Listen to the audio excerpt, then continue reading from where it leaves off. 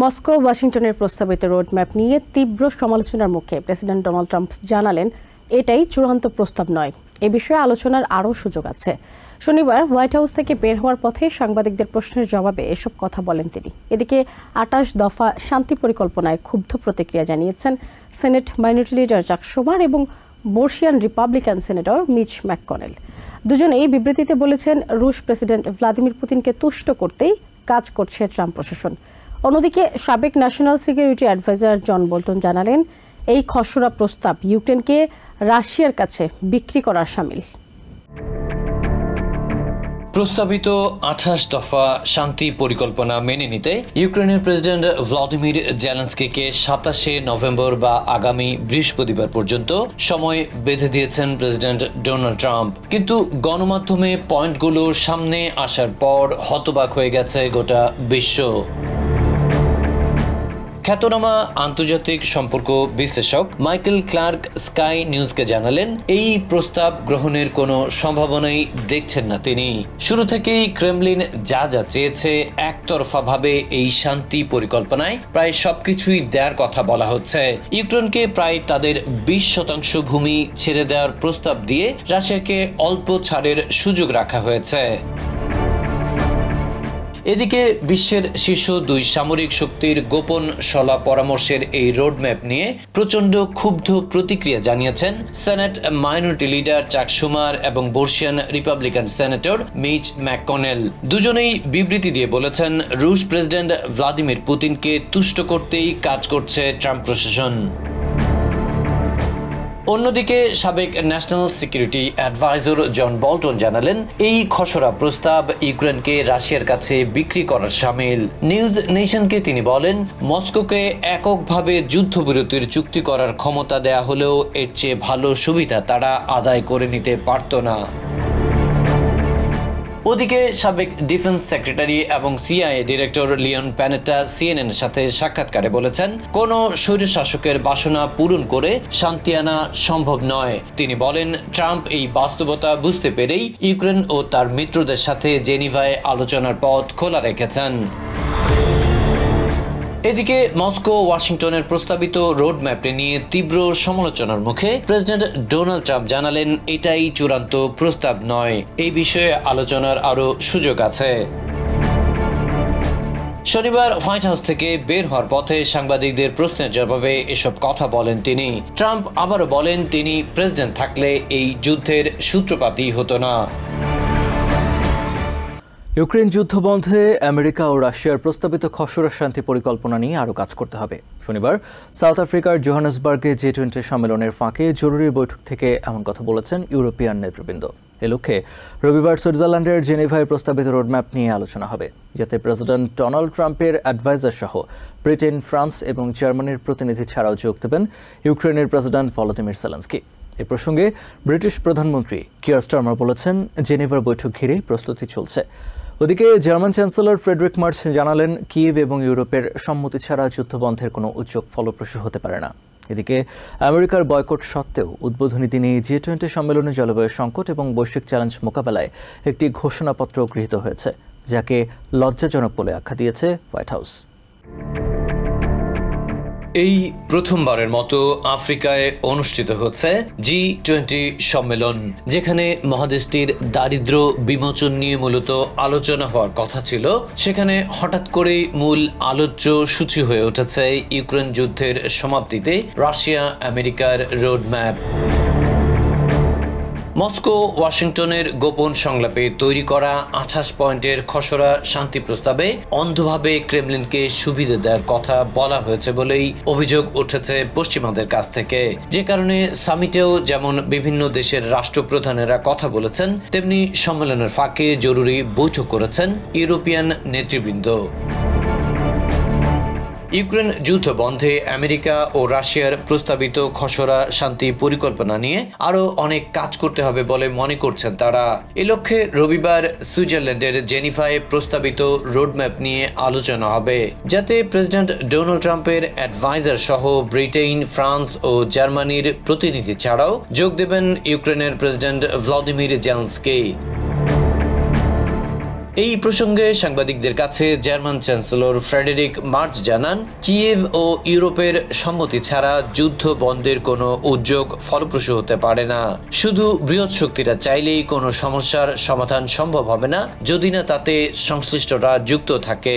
There is more to do on the plan, and we've had a meeting this afternoon of like-minded leaders from the Coalition of the Willing who are here at the G20.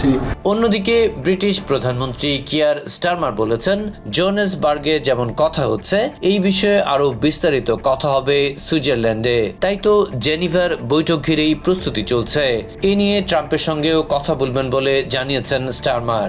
Tomorrow in Geneva there'll be a meeting of senior US personnel, of Ukrainians and of NSA's national security advisors from Europe, including. এদিকে আমেরিকার boycott সত্ত্বেও উদ্বোধনী দিনেই G20 সম্মেলনে জলবায়ু সংকট এবং বৈশ্বিক চ্যালেঞ্জ মোকাবেলায় একটি ঘোষণাপত্র গৃহীত হয়েছে, যাকে লজ্জাজনক বলে আখ্যায়িত করেছে white house. The task that we have come here for principally, which is by overwhelming consensus. শনিবার সাউথ আফ্রিকার জোহানেসবার্গে দেশটির প্রেসিডেন্ট সিরিল রামাফোসা বলেন, সদস্যদের মাঝে এক অভূতপূর্ব ঐক্যমত্য সৃষ্টি হয়েছে। ইউক্রেন রাশিয়া সংঘাত নিরসনে ওয়াশিংটনের প্রস্তাবিত শান্তি পরিকল্পনার বিষয়ে সন্দিহান সাধারণ ইউক্রেনিয়ানরা। প্রায় 4 বছর ধরে চলা এই সংঘাত নিরসনে ট্রাম্প প্রশাসনের এই প্রস্তাবে কিয়েভের নিরাপত্তার বিষয়টি অস্পষ্ট বলে অভিযোগ করেছেন তারা। 28 দফা সম্বলিত পরিকল্পনায় মস্কোর কিছু দাবিকে সমর্থন করা হয়েছে। বিষয়টির সাথে সংশ্লিষ্ট অন্তত 2 ব্যক্তিকে উদ্ধৃত করে এক প্রতিবেদনে রয়টার্স দাবি করেছে, এই প্রস্তাবে সম্মতি না দিলে কিয়েভকে গুরুত্বপূর্ণ সহায়তা কমিয়ে দেওয়ার হুমকি দিয়েছে ওয়াশিংটন। ওয়াশিংটন ইউক্রেনকে যে শর্তগুলো দিয়েছে তার মধ্যে রয়েছে কিয়েভকে আরো কিছু ভূখণ্ড ছেড়ে দেয়া, তাদের সামরিক বাহিনীর আকার কমানো এবং ইউক্রেনকে নেটোতে যোগদান থেকে বিরত থাকা। সাধারণ ইউক্রেনিয়ানরা মনে করছেন এই প্রস্তাব মেনে নেওয়া মানেই রাশিয়ার কাছে আত্মসমর্পণ করা। আমার মতে এটা পুরোপুরি আত্মসমর্পণ, অর্থাৎ এখানে এমন কিছু বিষয় আছে যেমন ডনবাস অঞ্চল ছেড়ে দেওয়া, রুশ ভাষাকে দ্বিতীয় সরকারি ভাষা হিসেবে স্বীকৃতি দেয়া, এটা সম্পূর্ণ আত্মসমর্পণ। শুধু ওয়াশিংটনের প্রস্তাব নয়, সাধারণ ইউক্রেনিয়ানদের মধ্যে প্রেসিডেন্ট জেলেনস্কিকে ঘিরে সন্দেহ জানা বাঁধতে শুরু করেছে। জেলেনস্কি তো খুব একটা বিশ্বাসযোগ্য ছিলই না, বিশেষ করে যখন আমি দুর্নীতির কেলেঙ্কারি সম্পর্কে জানতে পারলাম। আমি তাকে খুব বেশি বিশ্বাস করি না, যদিও 2019 সালে আমি তাকে ভোট দিয়েছিলাম। তবে কেউ কেউ মনে করছেন এই প্রস্তাব নিয়ে হতাশ হওয়ার কিছু নেই। প্রস্তাবের শর্তগুলো নিয়ে আলোচনা এবং নিজেদের দাবি উপস্থাপনের সুযোগ এখন আছে বলেই মনে করেন তারা। আমি মনে করি এখনো আমাদের দাবি দাওয়া নিয়ে কাজ করার সুযোগ রয়েছে। সবকিছু এত সহজে শেষ হওয়ার নয়, কারণ আমার মতে এটা সহজেই নির্দ্বিধায় সই করে ফেলা সম্ভব নয়, কিন্তু আমাদের একটা চুক্তির দিকে এগোতেই হবে। যুদ্ধে নিয়োজিত সামরিক বাহিনীর সদস্যদের পরিবারগুলোর চাওয়া একটাই, যুদ্ধের পরিসমাপ্তি। ফ্রন্টলাইনে যুদ্ধরত স্বজনদের জন্য দুশ্চিন্তায় ক্লান্ত হয়ে পড়ার কথা জানান কেউ কেউ। এটা সবচেয়ে কঠিন সময়, আমরা অনেক ক্লান্ত। আমি একজন সেনা সদস্যের স্ত্রী, 2টি সন্তান নিয়ে 4 বছর ধরে তার অপেক্ষায় আছি, আর সামনে আমাদের জন্য কি অপেক্ষা করছে তাও জানি না। আমি চাই যত দ্রুত সম্ভব এই যুদ্ধে আমরা জয়ী হই। শুক্রবার এক ভিডিও বার্তায় ইউক্রেনের প্রেসিডেন্ট ভলোদিমির জেলেনস্কি পরিকল্পনাটি নিয়ে ওয়াশিংটনের সাথে কাজ করার অঙ্গীকার ব্যক্ত করেছেন। পাশাপাশি রাশিয়ার শান্তি প্রক্রিয়াকে বাধাগ্রস্ত করার সব চেষ্টা চালাবে এমন আশঙ্কা প্রকাশ করে ইউক্রেনিয়ানদের ঐক্যবদ্ধ থাকার আহ্বান জানিয়েছেন তিনি। গাজায় যুদ্ধবিরতি প্রস্তাবে ঘোষিত ইয়েলো লাইন অতিক্রম করে এক প্যালেস্টিনিয়ানকে হত্যা করেছে ইসরায়েলি সেনারা। এমন অভিযোগ এনে যুদ্ধবিরতি বহাল থাকা নিয়ে শঙ্কা জানিয়েছে হামাস। শনিবার ভোর থেকে অবরুদ্ধ উপত্যকা জুড়ে হামলা চালায় দখলদার বাহিনী। এদের মধ্যে নুসাইরাত শরণার্থী কেন্দ্রে থাকা কয়েকজন শিশুও রয়েছে। বড় ধরনের কোনো প্রতিক্রিয়া দেখানো ছাড়াই দিনভর গাজায় হত্যাযজ্ঞের বিষয়ে মধ্যস্থতাকারীদের দ্বারস্থ হয়েছে হামাস। ইসরায়েলের অব্যাহত যুদ্ধবিরতি লঙ্ঘনের বিষয়ে দ্রুত মধ্যস্থতাকারীদের হস্তক্ষেপের দাবি জানিয়েছে সশস্ত্র গোষ্ঠীটি। এদিন গাজার মধ্যাঞ্চলে নুসাইরাত শরণার্থী আশ্রয়কেন্দ্র এবং দির আল বালা শহরের একটি বাড়িতে আলাদা হামলা চালায় ইসরায়েলি বিমান বাহিনী। এসব হামলায় তাঁবুতে থাকা বেশ কয়েকজন হতাহত হয়। আহতদের উদ্ধারের পর আল আউদা হাসপাতালে নেওয়ার পর ঘটনার আকস্মিকতা বর্ণনা করেন স্থানীয় বাসিন্দা আনাস আল সালুল। আমরা আমাদের ঘরে বসেছিলাম, হঠাৎ প্রতিবেশীদের বাড়িতে একটি ক্ষেপণাস্ত্র আঘাত হানে। আমরা আহতদের নিয়ে তাড়াতাড়ি হাসপাতালে আসি। কেন এমনটা হলো বুঝতে পারছি না। এর আগে রিমাল এলাকায় একটি গাড়ি লক্ষ্য করে চালানো ইসরায়েলের হামলায় কয়েকজনের মৃত্যু হয়। এছাড়া দক্ষিণাঞ্চলের রাফা, গাজার উত্তরাঞ্চল সহ বিভিন্ন এলাকায় হামলা চালায় আইডিএফ।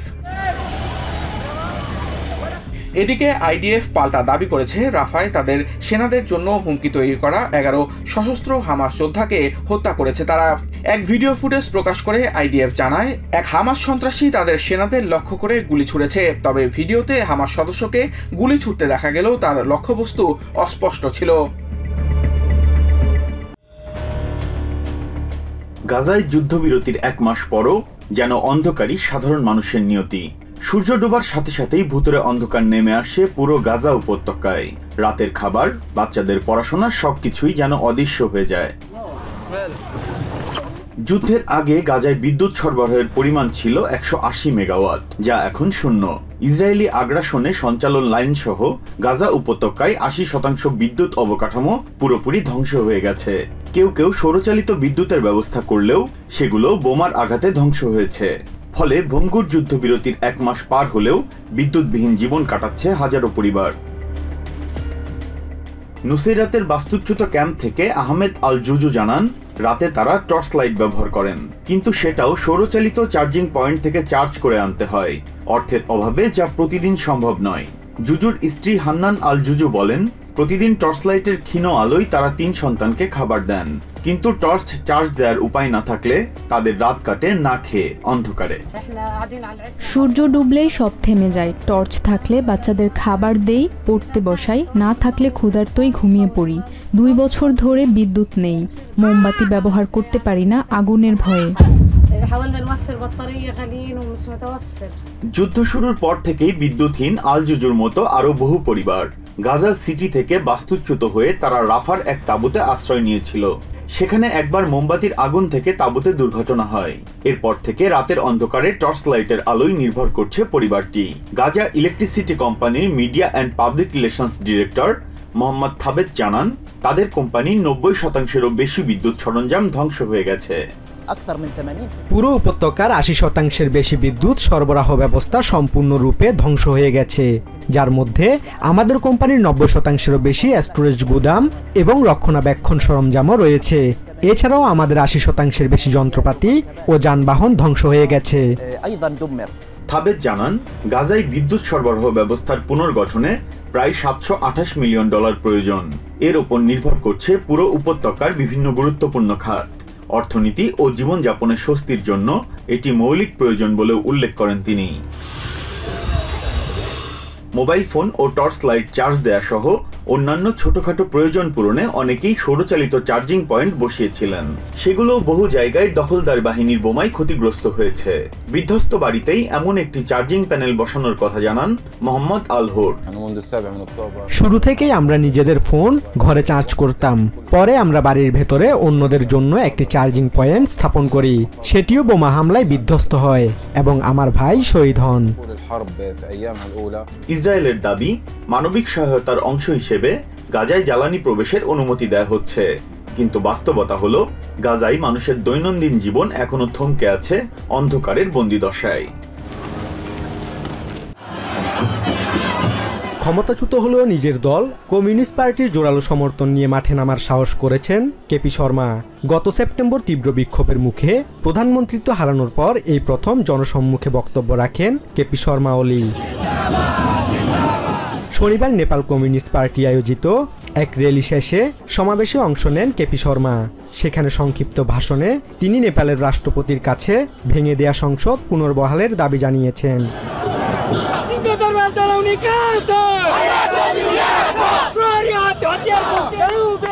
সমাবেশে ওলি দাবি করেন, মারাত্মক দুর্নীতি বিরোধী বিক্ষোভের জেরে তিনি যে সংসদ ভেঙে দিয়েছিলেন, রাষ্ট্রপতি যেন তা পুনঃস্থাপন করেন।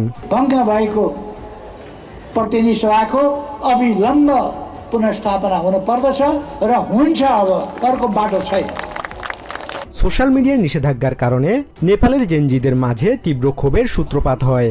গত সেপ্টেম্বরে কারফিউ অমান্য করে তরুণ দুর্নীতি বিরোধী প্রতিবাদকারীদের সঙ্গে পুলিশের সংঘর্ষে ১৯ জন নিহত হলে বিক্ষোভে উত্তাল হয়ে ওঠে গোটা দেশ। ক্ষুব্ধ বিক্ষোভকারীদের চাপে পদত্যাগ করতে বাধ্য হন প্রধানমন্ত্রী কেপি শর্মা ওলি। এদিকে রাজনৈতিক পট পরিবর্তনের পরপরই অর্থনৈতিক সংকটে পড়েছে নেপাল, যার কারণে আর্থিক অবস্থা পরিবর্তনে ভবিষ্যৎ সুযোগের সন্ধানে হাজার হাজার তরুণ তরুণী প্রতিদিন দেশ ছাড়ছে বলে স্থানীয় গণমাধ্যমের বরাতে জানিয়েছে রয়টার্স। এসব তরুণরা বেশিরভাগই মধ্যপ্রাচ্য, মালয়েশিয়া, সাউথ কোরিয়া এবং অন্যান্য দেশে পাড়ি জমাচ্ছেন। ড্রোন মোকাবিলায় ব্যবহৃত কাউন্টার ড্রোন সিস্টেমের পরীক্ষা চালিয়েছে নেটো এবং জার্মান সামরিক বাহিনী। শুক্রবার জার্মানির বল্টিক উপকূলের কাছে ড্রোন বিরোধী প্রযুক্তি প্রদর্শন করা হয়। এদিন জার্মানির সামরিক প্রশিক্ষণ এলাকা পুটুলসে অনুষ্ঠিত এই মহড়ায় ব্যবহৃত হয়েছে 4টেম drone hunter F700 rifle, net এবং অত্যাধুনিক নজরদারি মনিটর। ছোট ছোট ড্রোনকে ভূপাতিত করা ছাড়াও আত্মঘাতী ড্রোন এবং গোয়েন্দা নজরদারি ড্রোন প্রতিরোধে কাউন্টার ড্রোন সিস্টেমের কার্যকারিতা প্রদর্শন করা হয়। ইউএস আর্মির কর্নেল ক্রিস্টোফার হিল বলেন, এই মুহূর্তে যেসব ড্রোন যুদ্ধক্ষেত্রে ব্যবহৃত হচ্ছে সেগুলো ছাড়াও ভবিষ্যতে আরো অত্যাধুনিক ড্রোনের বিরুদ্ধে প্রতিরোধ করতে সক্ষম নেটোর পূর্ব সীমান্তে এমন ব্যবস্থা গড়ে তোলার লক্ষ্য নিয়ে এই কাজ করছেন তারা। We have to ensure that the eastern flank has a defense in depth that allows us to not only protect ourselves from some of the drones that we've seen, but any drones that may be produced in the future. তিনি মনে করেন এই মুহূর্তে NATO জোটের drone মোকাবিলার যে সক্ষমতা রয়েছে সেটি ব্যবহারের পাশাপাশি এই সক্ষমতা বৃদ্ধির দিকে মনোযোগ দেওয়া অত্যন্ত জরুরি। I think in general we just need to continue moving forward with a lot of the capabilities. Again, you can't prepare for everything. US army fuse প্রোগ্রামের ডিরেক্টর ম্যাট উইলিস দ্রুত অত্যাধুনিক প্রযুক্তি গড়ে তোলার উপর জোর দেন। তিনি বলেন, এই ধরনের মহড়া প্রযুক্তির শক্তিশালী ও দুর্বল দিকগুলো দ্রুত নজরে এনে বিরাজমান সমস্যা সমাধানের গতিকে আরো বেগবান করে। So the overarching goal of this event was to really, I'd say, collapse the time to bring new innovations to the field. তিনি মনে করেন ড্রোনের হুমকি প্রশমনে নির্দিষ্ট কোনো প্রযুক্তি এককভাবে সফলতা অর্জন করতে পারবে না। এর জন্য সামগ্রিকভাবে সর্বাত্মক প্রতিরোধ করে তুলতে হবে। I think that without a doubt we found that there's not one technology solution that's going to solve all of the different drone threats that we face today. অত্যাধুনিক প্রযুক্তির পাশাপাশি আগ্নেয়াস্ত্র ব্যবহার করে চালকবিহীন ছোট বিমান এবং বিভিন্ন ধরনের ড্রোন ভূপাতিত করার কৌশলও প্রদর্শন করা হয় এদিনের মহড়ায়। জাপানের প্রধানমন্ত্রী সানায়ে তাকাইচির তাইওয়ান সম্পর্কিত মন্তব্য বিশ্বব্যাপী তীব্র সমালোচনার জন্ম দিয়েছে। আন্তর্জাতিক বিশেষজ্ঞরা সতর্ক করে বলেছেন, এই মন্তব্য আঞ্চলিক শান্তিকে ক্ষুণ্ণ করছে এবং বহু দশক ধরে চলে আসা কূটনৈতিক ঐকমত্যকে দুর্বল করছে। ইটালির আইন বিশেষজ্ঞ ফ্যাবিও মার্সেল্লি তাকাইচির বক্তব্যকে উদ্বেগজনক এবং অত্যন্ত বিপজ্জনক বলে অভিহিত করেছেন। তাকাইচির বিভ্রান্তিকর মন্তব্যগুলো উদ্বেগজনক এবং অত্যন্ত বিপজ্জনক। আরো বিস্তৃতভাবে বলতে গেলে বক্তব্যটি রাষ্ট্রগুলোর মধ্যে শান্তিপূর্ণ সহাবস্থানের উপর প্রতিষ্ঠিত জাতিসংঘ চার্টার ব্যবস্থার জন্য হুমকি। তাকাইচির ভুল বক্তব্য জাপানের অতীত অবস্থানের বিপরীত। এগুলো সম্পূর্ণরূপে অগ্রহণযোগ্য। একদিকে এই মন্তব্য আন্তর্জাতিক আইন লঙ্ঘন করে, অন্যদিকে জাপানি জনগণ সহ সকলের শান্তির আকাঙ্ক্ষার বিপরীত দিকে যায়। সংসদীয় অধিবেশনে বিরোধী দলের এক প্রশ্নের জবাবে জাপানের প্রধানমন্ত্রী সানায়ে তাকাইচি বলেছিলেন, চায়না যদি তাইওয়ানের বিরুদ্ধে সামরিক শক্তি প্রয়োগ করে তবে তা জাপানের অস্তিত্বের জন্য হুমকি হতে পারে। সেক্ষেত্রে জাপান সম্মিলিত আত্মরক্ষার অধিকার প্রয়োগ করে সামরিক প্রতিক্রিয়া দেখাতে পারে। এই মন্তব্যের পর থেকে দুই দেশের মধ্যে কূটনৈতিক উত্তেজনা বেড়েই চলেছে। সাউথ আফ্রিকার ন্যাশনাল অ্যাসেম্বলির সদস্য তশিলিডজি বেথুয়েল মুনিয়ায় এই মন্তব্যকে উস্কানিমূলক এবং অস্থিরতা সৃষ্টির চেষ্টা বলে নিন্দা জানিয়েছেন। তিনি বলেন, এটি শান্তি ও বহুপাক্ষিকতার নীতির পরিপন্থী। We know the intentions are not for peace. It is act of provocation and creating instability. আফ্রিকা ও ইউরোপের বিশ্লেষকরা বলছেন তাকাইচির মন্তব্য শুধু চায়না ও জাপানের দীর্ঘদিনের কূটনৈতিক কাঠামোকেই ক্ষতিগ্রস্ত করছে না, এটি এই অঞ্চলে ঐতিহাসিক উত্তেজনাকেও পুনরুজ্জীবিত করার ঝুঁকি তৈরি করছে। তানজানিয়ার গণমাধ্যম ব্যক্তিত্ব মুবালি বলেন তাকাইচি প্রকাশ্যে এক চায়না নীতির বিরোধিতা করছেন। She is openly contradicting the one China principle, a widely recognized consensus. তাকাইচির উস্কানিমূলক মন্তব্য জাপানের ব্যবসায়িক মহলেও উদ্বেগ বাড়িয়েছে। তারা আশঙ্কা করছেন এর ফলে চায়নার বাজার হারাতে পারে জাপান। নাগোয়া বিশ্ববিদ্যালয়ের institute of materials and system for সাস্টেনেবিলিটির উপপরিচালক তোশিউকি ইয়ামামাতো জাপানের পর্যটন ও স্বয়ংক্রিয় শিল্পে সম্ভাব্য ক্ষতির বিষয়ে গভীর উদ্বেগ প্রকাশ করেছেন। তিনি বলেন এই উত্তেজনার ফলে জাপানের পর্যটন খাত ও অটোমোবাইল শিল্পে ক্ষতি হবে। Many Chinese tourists are stopping to come to Japan, and then it also causes damage to the tourism industry in Japan. The automotive industry, as you mentioned. China বাণিজ্য মন্ত্রণালয়ও জানিয়েছে যে তাকাইচির কারণে চায়না জাপান সম্পর্কের রাজনৈতিক ভিত্তিকে মারাত্মকভাবে ক্ষতিগ্রস্ত করছে। তবে সাংহাইয়ের একটি অটো শোতে গাড়ির ক্রেতারা বলছেন পণ্য বা পরিষেবার মান এবং অর্থের মূল্য এখনো রাজনীতির চেয়ে বেশি গুরুত্বপূর্ণ। একটি প্রযুক্তি প্রতিষ্ঠানের গবেষণা ও উন্নয়ন বিশেষজ্ঞ ওয়াং বলছেন অর্থনীতি আর রাজনীতি দুটোকে মেলানো যায় না। বর্তমান রাজনৈতিক পরিস্থিতি অনুযায়ী আমি বলতে পারি রাজনীতি ও অর্থনীতিকে আপনি একসঙ্গে মিশিয়ে ফেলতে পারেন না। এরই মধ্যে জাপানের প্রধানমন্ত্রীর মন্তব্যের বিষয়ে চায়নার অবস্থান তুলে ধরে জাতিসংঘে একটি পদক্ষেপ নেওয়া হয়েছে। শুক্রবার জাতিসংঘের চায়নার স্থায়ী প্রতিনিধি ফুংকং সংস্থার মহাসচিব অ্যান্টনিও গুতেরেজের কাছে একটি চিঠি পাঠিয়েছেন। এই চিঠিটি সাধারণ পরিষদের আনুষ্ঠানিক নথি হিসেবে সব সদস্য রাষ্ট্রের কাছে প্রচারিত হবে। চিঠিতে ফুংকং উল্লেখ করেছেন যে তাইওয়ান প্রশ্নে তাকাইচির মন্তব্য 1945 সালের পর কোনো জাপানি নেতার পক্ষে সামরিক হস্তক্ষেপের প্রকাশ্য আকাঙ্ক্ষা প্রকাশের প্রথম ঘটনা, যা আন্তর্জাতিক আইনের গুরুতর লঙ্ঘন এবং যুদ্ধ পরবর্তী আন্তর্জাতিক ব্যবস্থার ভিত্তি দুর্বল করে। চিঠিতে জাপানকে সতর্ক করে বলা হয়েছে যদি টোকিও তাইওয়ান প্রণালীতে সশস্ত্র হস্তক্ষেপের চেষ্টা করে তবে চায়না জাতিসংঘ চার্টার অনুযায়ী আত্মরক্ষার অধিকার প্রয়োগ করে সার্বভৌমত্ব ও আঞ্চলিক অখণ্ডতা দৃঢ়ভাবে রক্ষা করবে। নিউ ইয়র্ক থেকে সম্প্রচারিত TVN 24 টেলিভিশন বিশ্বজুড়ে বাঙালির কণ্ঠস্বর।